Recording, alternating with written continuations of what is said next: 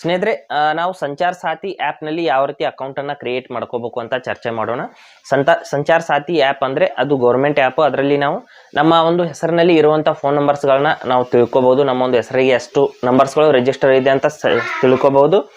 ಮತ್ತು ನಮ್ಮ ಒಂದು ಫೋನ್ ಕೂಡ ಕಳೆದೋಗಿದೆ ಅಂದ್ಕೊಳ್ಳಿ, ಆ ಒಂದು ಫೋನನ್ನು ಕೂಡ ನಾವು ಲಾಕ್ ಮಾಡ್ಬೋದು. ನಮ್ಮ ಡಿವೈಸ್ನ ಸಂಪೂರ್ಣವಾಗಿ ಲಾಕ್ ಮಾಡ್ಬೋದು. ಇನ್ನೂ ಹಲವಾರು ಸೇವೆಗಳಲ್ಲಿ ಆ ಒಂದು ಆ್ಯಪ್ನಲ್ಲಿ ನೋಡೋದಕ್ಕೆ ಸಿಗುತ್ತೆ.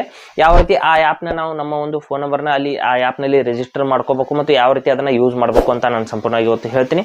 ಹಾಗೆ ನಮ್ಮ ಚಾನಲ್ಗೆ ಮೊದಲು ಬಂದಿದ್ದರೆ ದಯವಿಟ್ಟು ನಮ್ಮ ಚಾನಲ್ನ ಸಬ್ಸ್ಕ್ರೈಬ್ ಮಾಡಿಬಿಟ್ಟು ಪಕ್ಕದಲ್ಲಿರುವಂಥ ಬೆಲ್ ಐಕನನ್ನು ಪ್ರೆಸ್ ಮಾಡಿ ನಮ್ಮ ತಂತ್ರಜ್ಞಾನ ಆಧಾರಿತ ಬೃಹತ್ ಕುಟುಂಬದ ಸದಸ್ಯರಾಗಿ.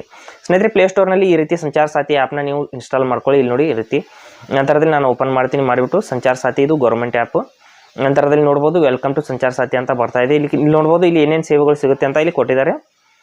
ನಂಬರ್ನ ಲಾಕ್ ಮಾಡ್ಬೋದು.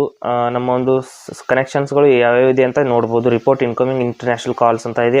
ನಂತರದಲ್ಲಿ ಇಲ್ಲಿ ಎಕ್ಸ್ಪ್ಲೋರ್ ಅಂತ ಕ್ಲಿಕ್ ಮಾಡ್ತೀನಿ. ಮಾಡಿದ ನಂತರದಲ್ಲಿ ಇಲ್ಲಿ ರಿಜಿಸ್ಟ್ರೇಷನ್ ರಿಕ್ವೈರ್ಡ್ ಅಂತ ಬರ್ತಾ ಇದೆ. ಇಲ್ಲಿ ಪ್ರೊಸೀಡ್ ಅಂತ ಕ್ಲಿಕ್ ಮಾಡ್ಕೊಳ್ಳಿ. ಗ್ರೀನ್ ಕಲರಲ್ಲಿ ಪ್ರೊಸೀಡ್ ಅಂತ ಇದೆ, ಅದರ ಮೇಲೆ ಕ್ಲಿಕ್ ಮಾಡ್ಕೊಳ್ಳಿ. ನಂತರದಲ್ಲಿ ಇಲ್ಲಿ ಮತ್ತೆ ಪ್ರೊಸೀಡ್ ಅಂತ ಕ್ಲಿಕ್ ಮಾಡ್ಕೊಳ್ಳೋಣ. ನೀವು ರಿಜಿಸ್ಟರ್ ಮಾಡ್ತಿರ್ಬೇಕಾದ್ರೆ ಪ್ರೊಸೀಡ್ ಅಂತ ಕ್ಲಿಕ್ ಮಾಡಿದ ನಂತರದಲ್ಲಿ ಇಲ್ಲಿ ನಮ್ಮ ಒಂದು ಫೋನ್ ನಂಬರ್ ಅನ್ನೋದು ವೆರಿಫೈ ಆಗುತ್ತೆ. ಸ್ನೇಹಿತರೆ, ಇಲ್ಲಿ ನಾವು ಪರ್ಮಿಷನ್ಸ್ಗೆ ಅಲೌ ಮಾಡಬೇಕಾಗುತ್ತೆ. ಇಲ್ಲಿ ನೋಡಿ ಪರ್ಮಿಷನ್ಸ್ಗೆ ಈ ರೀತಿ ಅಲೌ ಮಾಡ್ಕೊಳ್ಳಿ.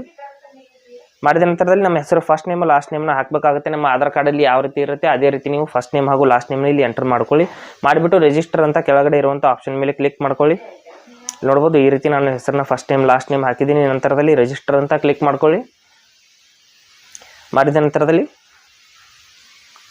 ಈ ಒಂದು ಆ್ಯಪ್ನಲ್ಲಿ ನಾವು ನಮ್ಮ ಹೆಸರನ್ನ ಸಂಪೂರ್ಣವಾಗಿ ರಿಜಿಸ್ಟರ್ ಮಾಡಿದ ನಂತರದಲ್ಲಿ ನೋಡಿ ವೆರಿಫೈ ಆಗ್ತಾ ಇದೆ. ಸ್ನೇಹಿತರೆ, ಇಲ್ಲಿ ಮತ್ತೆ ಅಲೌ ಮಾಡಿ. ಯಾಕೆಂದರೆ SMS ಇಲ್ಲಿ ನಮ್ಮ ನಂಬರ್ನಿಂದ ಒಂದು SMS ಸೆಂಡ್ ಆಗುತ್ತೆ. ಆಗಿಬಿಟ್ಟು ನಮ್ಮ ನಂಬರ್ ಅನ್ನೋದು ವೆರಿಫೈ ಆಗಿಬಿಟ್ಟು ನಮ್ಮ ಅಕೌಂಟ್ ಅನ್ನೋದು ಸಂಪೂರ್ಣವಾಗಿ ಕ್ರಿಯೇಟ್ ಆಗುತ್ತೆ. ಇಲ್ಲಿ ನೋಡಿ ಈ ರೀತಿ ಬಂದ ನಂತರದಲ್ಲಿ ಓಕೆ ಅಂತ ಕ್ಲಿಕ್ ಮಾಡ್ಕೊಳ್ಳೋಣ. ಓಕೆ ಅಂತ ಇಲ್ಲಿ ಕ್ಲಿಕ್ ಮಾಡಿದ ನಂತರದಲ್ಲಿ ಇಲ್ಲಿ ನೋಡ್ಬೋದು ಇಲ್ಲಿ ಇರುವಂಥ ನಾವು ಸೇವೆಗಳನ್ನ ಆಕ್ಸೆಸ್ ಮಾಡಬಹುದು. ಇಲ್ಲಿ ನಾವು your connections in your name ಅಂದರೆ ನಮ್ಮ ಒಂದು ಹೆಸರಿನಲ್ಲಿ ಇರುವಂಥ ಕನೆಕ್ಷನ್ಸ್ಗಳನ್ನ ನೋಡಬೇಕು ಅಂದರೆ ಇಲ್ಲಿ ಆರೆಂಜ್ ಕಲರ್ನಲ್ಲಿ ಏನು ಕಾಣ್ತಾ ಇದೆ ಅದರ ಮೇಲೆ ಕ್ಲಿಕ್ ಮಾಡ್ಕೊಳ್ಳೋಣ. ನಾವು your connections in your name ಅಂತ ಬರ್ತಾ ಇದೆ, ಅದರ ಮೇಲೆ ಕ್ಲಿಕ್ ಮಾಡಿಬಿಟ್ಟು ನಮ್ಮ ಹೆಸರಿನಲ್ಲಿ ಇರುವಂಥ ಎಲ್ಲ ನಂಬರ್ಸ್ಗಳನ್ನ ನೋಡ್ಬೋದು. ಇಲ್ಲಿ ನೋಡಿ ಸ್ವಲ್ಪ ವೇಟ್ ಮಾಡಿದ ನಂತರದಲ್ಲಿ ಇಲ್ಲಿ ನೋಡ್ಬೋದು 5 ನಂಬರ್ಸ್ಗಳು ರಿಜಿಸ್ಟರ್ ಇದೆ ಅಂತ ಹೇಳ್ತಾ ಇದೆ.